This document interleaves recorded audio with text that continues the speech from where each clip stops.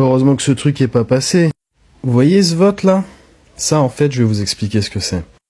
C'est ce qu'ils ont appelé l'impôt universel. Donc, l'impôt universel, c'est copier ce qui est fait aux États-Unis, dans le sens d'à partir du moment où vous êtes français, l'État français va vous poursuivre dans le monde entier.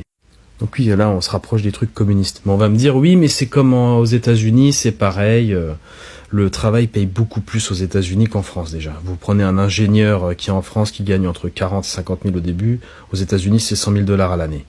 Donc finalement, c'est un impôt sur la nationalité française. Donc à partir du moment où vous êtes français, l'État se garde et se réserve le droit de venir vous poursuivre partout du fait d'avoir cette nationalité, d'aller chercher votre argent. Et là, bon voilà, avec la réussite, mais demain ça peut changer pour n'importe lequel des Français. Donc on en revient à ce vote-là.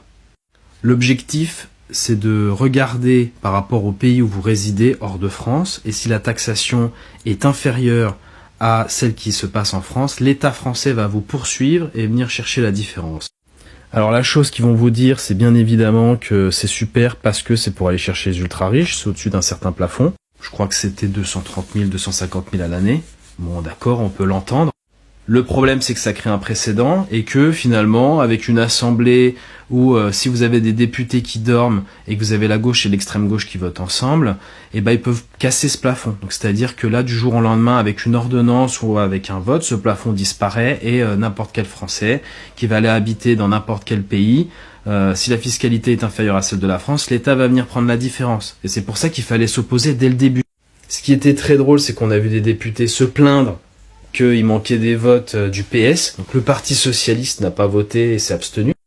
Mais le RN, par contre, a voté avec LFI. Donc le RN, il est d'accord à aller taxer les gens comme ça, de les poursuivre. Si c'est pas une idéologie communiste, je sais pas ce que c'est en fait. Fort heureusement, alors vu qu'il y a eu des problèmes de coordination, vous avez un député qui s'est trompé. Et probablement c'est ça qui a fait la différence, et vous avez les députés qui sont dans le RN, qui sont de IDL, donc c'est avec Marion Maréchal, et les députés UDR avec Éric Ciotti qui ont voté contre. Et c'est grâce à ça finalement que ce n'est pas passé. Et il faudra toujours s'opposer à des nouvelles taxes, parce que derrière, c'est pour aller chercher l'argent de tout le monde.